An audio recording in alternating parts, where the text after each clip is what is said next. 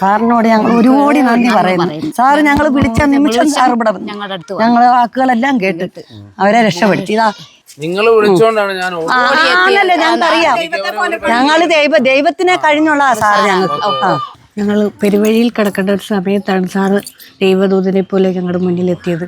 എത്ര നന്ദി പറഞ്ഞാലും അത് മതിയാവത്തില്ല.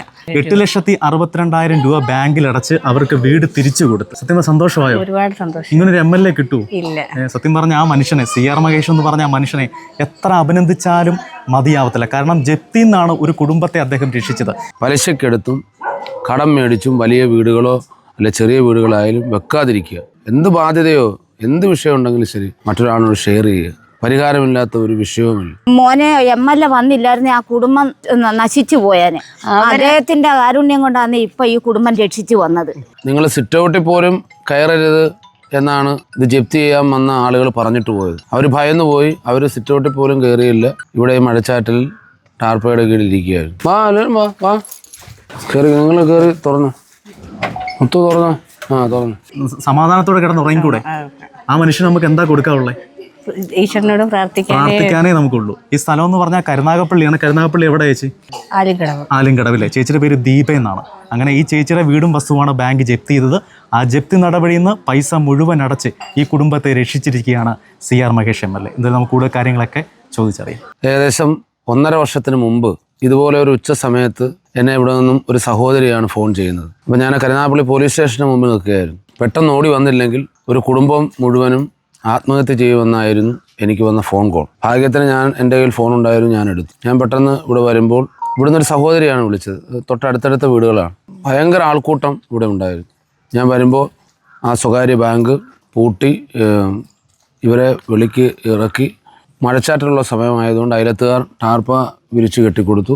ഒരു കട്ടിലിനകത്ത് ഇവർ ഇരിക്കുന്നതാണ് 4 പേരും. അപ്പം നനഞ്ഞ കോഴിക്കുഞ്ഞുങ്ങൾ ഇരിക്കുന്നത് പോലെയാണ് ഈ 4 പേരും ഇരിക്കുന്നത്. അയലത്തുകാർ വെള്ളം കോരി ഒഴിച്ചു, മണ്ണെണ്ണയും ഒഴിച്ച് ഗ്യാസ് തുറന്നു വിട്ട് ആത്മഹത്യക്ക് ശ്രമിച്ചതാണ്. ആ വിവരമാണ് അറിയിച്ചത്. അങ്ങനെ ഇവിടെയുള്ള എല്ലാവരും, ഈ നാട്ടുകാർ, പ്രത്യേകിച്ച് അയലത്തുകാരെല്ലാം നല്ല മനസാക്ഷിയുള്ള നല്ല ആളുകളായിരുന്നു. അവരാണ് ഇവരെ രക്ഷിച്ചത്. അപ്പോൾ പിന്നീട് കോടതിയുടെ ഉത്തരവും പ്രകാരമാണ് നിങ്ങൾ സിറ്റൗട്ടിൽ പോലും കയറരുത് എന്നാണ് ഇത് ജപ്തി ചെയ്യാൻ വന്ന ആളുകൾ പറഞ്ഞിട്ട് പോയത്. അവർ ഭയന്നു പോയി. അവർ സിറ്റൗട്ടിൽ പോലും കയറിയില്ല. ഇവിടെ മഴച്ചാറ്റിൽ ടാർപ്പയുടെ കീഴിൽ ഇരിക്കുകയായിരുന്നു. പിന്നീട് എൻ്റെ വണ്ടിയിൽ കയറ്റിക്കൊണ്ട് പോകേണ്ടതായിട്ട് വന്നു. കാരണം ഇവരെ ഇവിടെ ഉപേക്ഷിച്ചിട്ട് പ്രത്യേകിച്ച് ഒരു തവണ ആത്മഹത്യക്ക് ശ്രമിച്ച ഒരു കുടുംബമാണ്.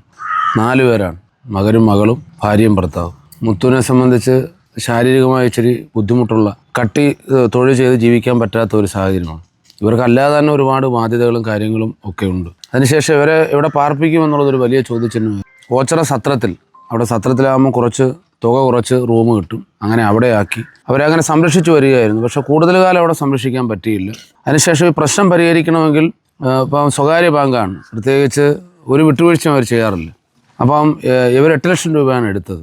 അപ്പോൾ തിരിച്ചടയ്ക്കണമെങ്കിൽ 8,62,000 രൂപ എന്ന് പറയുന്ന ഒരു വലിയ ഭീമമായ തുകയാണ്.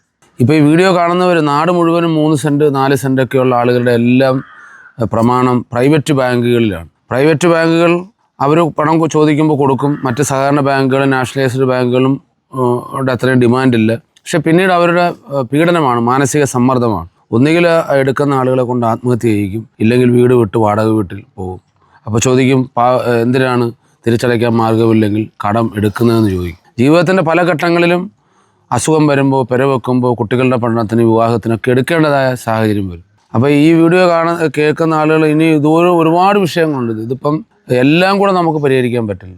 ഇത് ഞാൻ വന്ന് ഒരു കുടുംബം ആത്മഹത്യ ചെയ്യേണ്ട ഘട്ടത്തിൽ നിന്ന് നാട്ടുകാർ രക്ഷിച്ചതുകൊണ്ടും ഇവർക്ക് വേറെ നിർവാഹമില്ലാത്തതുകൊണ്ടും ഞാൻ ഏറ്റെടുക്കേണ്ടതായി വന്നതുകൊണ്ട് എനിക്ക് അവരെ വഴിയിൽ ഉപേക്ഷിക്കാൻ പറ്റിയില്ല. അങ്ങനെ ഇന്നലെ മണപ്പുറം ബാങ്കിൻ്റെ അക്കൗണ്ടിലേക്ക് ആ പണം 8,62,000 രൂപയും അടച്ചു. അവരുടെ ബാങ്കുമായിട്ടുള്ള പ്രശ്നം സോൾവ് ചെയ്തു. ഇനിയിപ്പോൾ ഇവർക്ക് ഇവിടെ നിന്ന് ഇറങ്ങിപ്പോകേണ്ടതായിട്ട് വരത്തില്ല. ഇവർക്ക് സ്വസ്ഥമായിട്ട് സമാധാനമായിട്ട് ജീവിക്കാം. ആ സഹോദരി, എന്നെ വിളിച്ച സഹോദരിയോടാണ് ഞാൻ ഈ അവസരത്തിൽ നന്ദി രേഖപ്പെടുന്നത്. കാരണം അവരത് എന്നെ വിളിച്ചറിയിച്ചില്ലായിരുന്നെങ്കിൽ ഒരുപക്ഷെ ഇതാകുമായിരുന്നില്ല. നമ്മുടെ വരവനുസരിച്ച് നമ്മൾ ചിലവാക്കുക, വരവിനനുസരിച്ച് നമ്മൾ ജീവിക്കുക, നമ്മുടെ സാഹചര്യങ്ങൾ കുറയ്ക്കുക. പലിശക്കെടുത്തും കടം മേടിച്ചും വലിയ വീടുകളോ അല്ലെ ചെറിയ വീടുകളായാലും വെക്കാതിരിക്കുക. എന്ത് ബാധ്യതയോ എന്ത് വിഷയം ഉണ്ടെങ്കിലും ശരി മറ്റൊരാളോട് ഷെയർ ചെയ്യുക. പരിഹാരമില്ലാത്ത ഒരു വിഷയവുമില്ല. ഞങ്ങൾ പെരുവഴിയിൽ കിടക്കേണ്ട ഒരു സമയത്താണ് സാറ് ദൈവദൂതനെ പോലെ ഞങ്ങളുടെ മുന്നിലെത്തിയത്. എത്ര നന്ദി പറഞ്ഞാലും അത് മതിയാവത്തില്ല. കാരണം എത്ര ദൈവത്തോട് പ്രാർത്ഥിച്ചാലും അതിന് എന്ത് ചെയ്താലും മതി വരാത്തൊരു അവസ്ഥയിലാണ് ഞങ്ങളിപ്പോൾ നിൽക്കുന്നത്.